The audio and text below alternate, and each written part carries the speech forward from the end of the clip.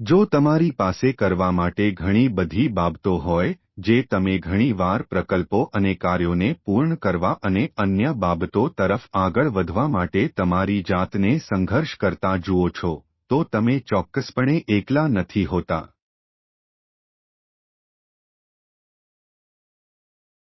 અધ્યયન દર્શાવે છે કે પુખ્ત વસ્તીના 20%થી વધુ લોકો પોતાને વિક્ષેપો દ્વારા ઓવરટેક કરવાની મંજૂરી આપીને અમુક કાર્યો કરવાનું ટાળે છે અથવા ટાળે છે.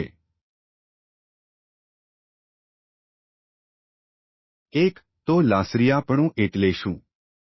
અને લાસરિયાપણું અટકાવવા માટે તમે શું કરી શકો?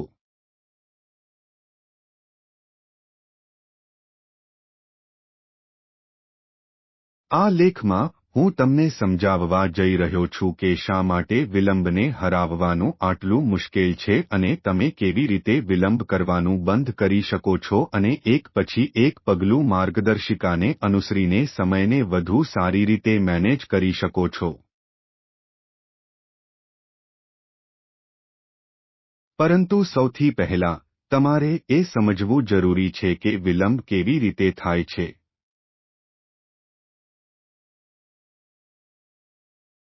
વિલંબ કરવાનું બંધ કરવું શા માટે મુશ્કેલ છે? મનુષ્યમાં મર્યાદિત આત્મસંયમ હોય છે. ફ્લોરિડા સ્ટેટ યુનિવર્સિટીના સાયકોલોજિસ્ટ ડો.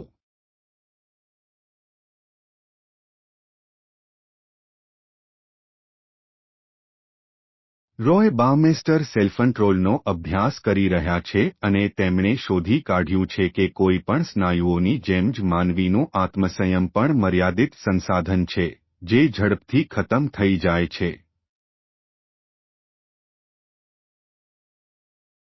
2. જ્યારે આત્મસંયમ ખતમ થવાની નજીક હોય છે ત્યારે માનવી વાસ્તવિક કાર્યોને બદલે જે વધુ આનંદદાયક છે તે પસંદ કરવાનું વલણ ધરાવે છે જે તાત્કાલિક વિલંબિત કાર્યો છે.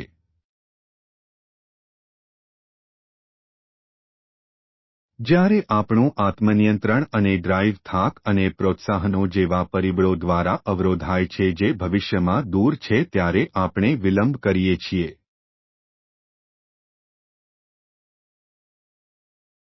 જો કે તે પાત્રની ખામી હોવાનું જણાય છે, પરંતુ વિલંબ એ કંટાળાજનક, ચિંતા, અસલામતી અને સ્વશંકાની લાગણીઓ જેવી વિશિષ્ટ નોકરીઓ દ્વારા લાવવામાં આવતી મુશ્કેલ લાગણીઓ અને નકારાત્મક મૂડનો સામનો કરવાનો પ્રયાસ છે. સામાન્ય રીતે માનવામાં આવે છે તેમ, ખરાબ સમયના સંચાલન અથવા આળસનું પરિણામ બનવાને બદલે લાસરિયાપણું એ અપ્રિય લાગણીઓનું પરિણામ છે જે વિષયને ટાળવા માટે તમારા મૂડને હાઇજેક કરે છે. મોટા ભાગની વિલંબ વર્તણૂકો ટાળવાના લૂપનું પરિણામ હોઈ શકે છે.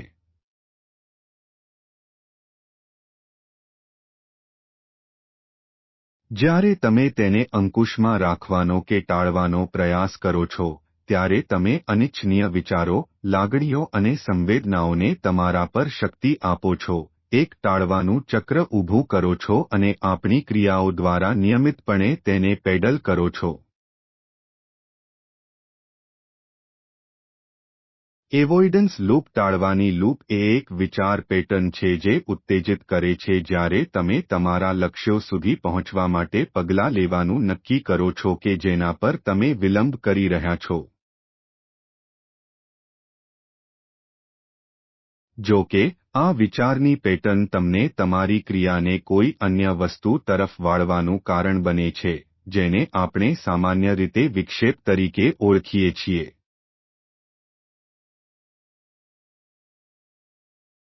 જ્યારે પણ તમે તમારા લક્ષ્યોને પ્રાપ્ત કરવા માટે કંઈક કરવાનો પ્રયાસ કરો છો ત્યારે આવું થાય છે.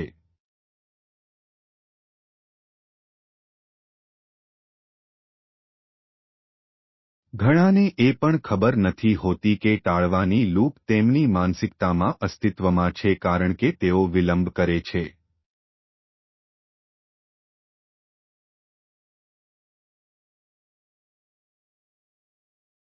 તમારા અર્ધજાગ્રત મને કોઈક વસ્તુ અને તે સંજોગોમાં કે જેના હેઠળ તે કાર્ય કરવું સલામત છે અથવા ન કરવું તે વિશે એક અંતર્ગત કલ્પના સ્થાપિત કરી છે.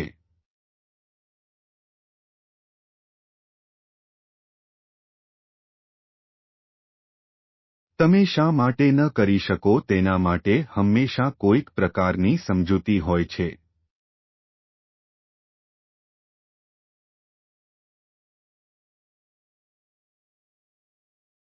તે અર્થપૂર્ણ છે કે નહીં તે મહત્વનું નથી, તમારું મન તેનો સ્વીકાર કરે છે.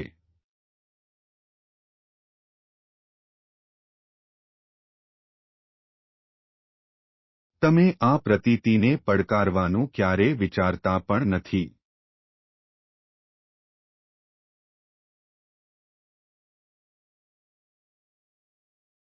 કેટલાક ઉદાહરણો આ પ્રમાણે છે. મારે પહેલા મારી ઓફિસને તદ્દન શાંત વાતાવરણમાં ગોઠવવાની જરૂર છે અથવા હું મારો કસરતનો કાર્યક્રમ યોગ્ય રીતે શરૂ કરી શકું તે પહેલા મારી પાસે યોગ્ય જીમ સાધનો હોવા જરૂરી છે.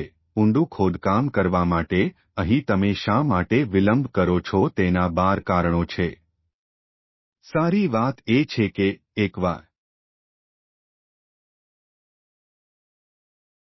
એકવાર અને બધા માટે વિલંબ કરવાનું કેવી રીતે બંધ કરવું, સ્ટેપ બાય સ્ટેપ, તાત્કાલિક પુરસ્કારો મેળવવા અને વિલંબ કરવો એ માનવ સ્વભાવ છે તે હકીકત હોવા છતાં, અહીં મારી પાસે તમને અનુસરવા માટે એક પછી એક તબક્કાવાર માર્ગદર્શિકા છે જેથી લાસરિયાપણાના ચક્રને તોડી શકાય. એક એવોઇડન્સ લૂપને તોડો. એવોઇડન્સ લૂપને ઓળખો અને પછી તેને તકમાં ફેરવો.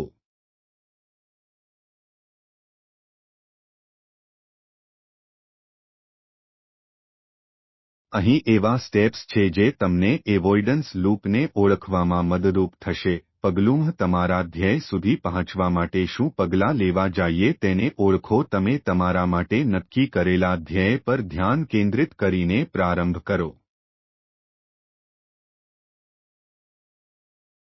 તમારે કયા પહેલા 3 પગલાં ભરવા જોઈએ?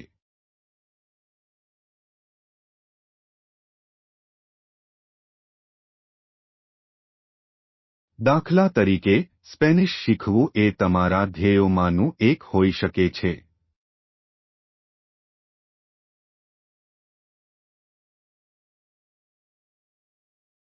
તમારી પ્રથમ 3 ચાલ આ પ્રમાણે હોઈ શકે છે. સ્પેનિશ શિક્ષક સાથે જોડાવ, વર્ગો અથવા પાઠો માટેનો સમયપત્રક. સમય.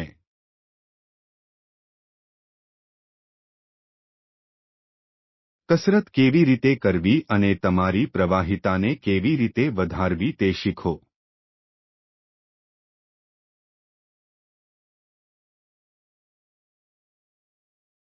પગલું તમને કઈ બાબત પગલાં લેતા અટકાવે છે તે શોધી કાઢો. જો તમે પહેલેથી જ આવું ન કર્યું હોય તો ટાળવાની લૂપ નિઃશંકપણે તમને અભિનયથી દૂર રાખે છે.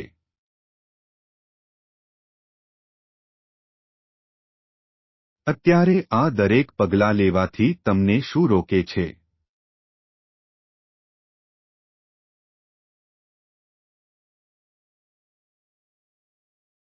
તે લખો. હું કરી શકું તે પહેલાં મારે કરવું પડશે. જો તે મદદરૂપ થાય તો તમે એવું કહેવાનો પણ પ્રયત્ન કરી શકો છો, હું સુધી ન કરી શકું. દાખલા તરીકે, જ્યાં સુધી મારી પાસે પૂરતી માહિતી ન હોય ત્યાં સુધી હું સ્પેનિશ પ્રશિક્ષકને રાખી શકું તેમ નથી, જ્યાં સુધી મને કોઈ એવી વ્યક્તિ ન મળે જેના પર. જો તમને લાગે કે તમારી પાસે ઘણા બહાના છે, તો ચિંતા કરશો નહીં.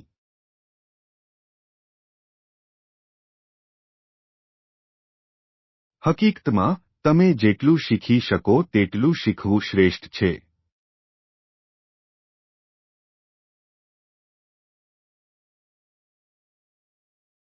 તમે તે બધાને એકત્રિત કરવા માંગો છો કારણ કે તે હંમેશા એક વધુ ટાળવાની લૂપ રહેશે જે તમને આગળ વધતા અટકાવે છે.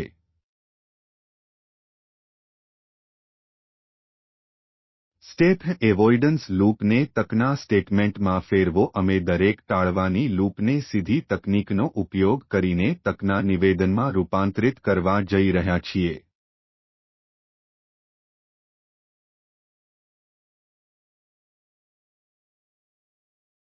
તમારે ફક્ત તેને આ રીતે ફરીથી ગોઠવવાનું છે. મારે માત્રની જરૂર છે અને હું શરૂ કરી શકું છું. દાખલા તરીકે, જ્યાં સુધી મારી પાસે પસંદ કરવા માટે પૂરતી સંખ્યામાં ભલામણો ન હોય ત્યાં સુધી હું સ્પેનિશ પ્રશિક્ષકને નોકરીએ રાખી શકું નહીં. તેને બદલી શકાય છે. મારે માત્ર સારી ભલામણો ધરાવતી 5 વ્યક્ત. તમારે આખો જવાબ જાણવાની જરૂર નથી. તમારે જે કરવાનું છે તે આગળ વધવાનું છે.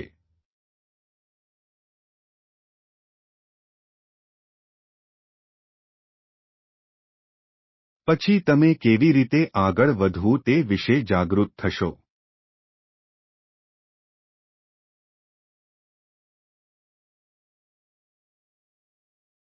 સામાન્ય રીતે, પ્રથમ અવરોધ એક વિશાળ ભ્રાંતિથી વધુ કશું જ સાબિત થતું નથી.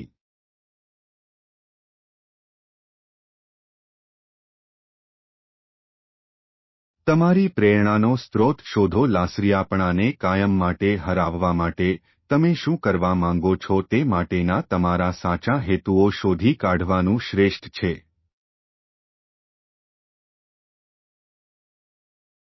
પ્રેરણા એ મેરેથોન પૂર્ણ કરવાની, કામમાં સારી કામગીરી કરવાની અને આકારમાં આવવા વગેરેની ઈચ્છા છે.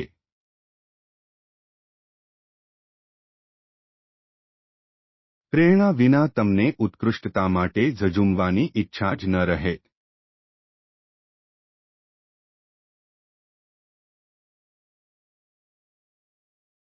તમારા જીવનના વધુ સૂક્ષ્મ ક્ષેત્રોને વધારવા માટે તમે પ્રયત્નશીલ થઈ શકો તે પહેલાં તમારી પ્રાથમિક પ્રેરણાઓ સૌપ્રથમ સંતોષાઈ જવી જોઈએ.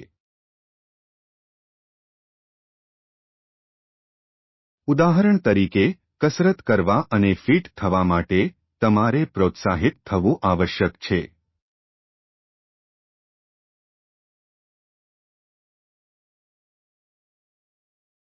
તમારે તમારા કરતાં મોટા કારણથી પ્રેરિત થવું જોઈએ.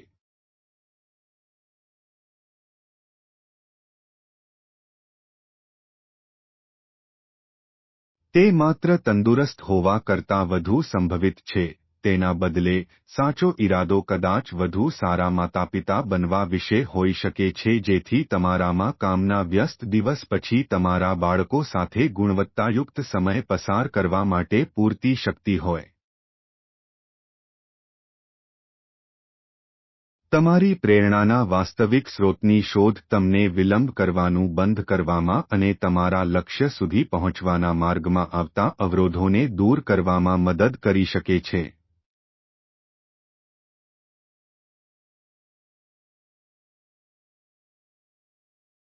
જો તમે તમારી પ્રેરણાનો સ્ત્રોત કેવી રીતે શોધવો તે શીખવા માંગતા હોવ તો, પ્રેરણા શું છે અને કેવી રીતે પ્રેરિત થવું તે ચકાસો. તમારી અંતિમ માર્ગદર્શિકા. એક ધાર્મિક વિધિની રચના કરો. એક ધાર્મિક વિધિ બનાવીને, તમે આગળ શું કરવું તે વિશે વિચારવાથી તમારી જાતને સમય બચાવો છો.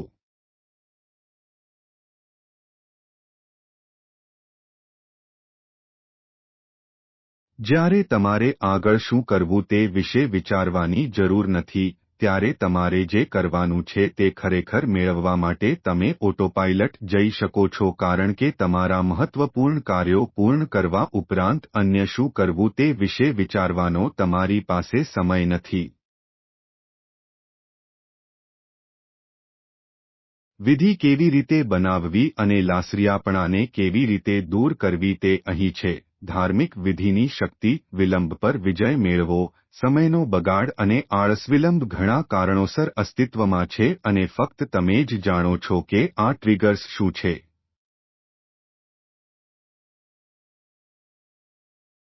લાસરિયાપણું ખરેખર શું છે અને તમારી ટાળવાની વૃત્તિઓનો સ્ત્રોત તેમને માર્ગમાંથી બહાર કાઢવામાં અને તમને ઉત્પાદકતાનો વેગ શરૂ કરવામાં મદદરૂપ થાય છે તે સમજવું મહત્વનું છે.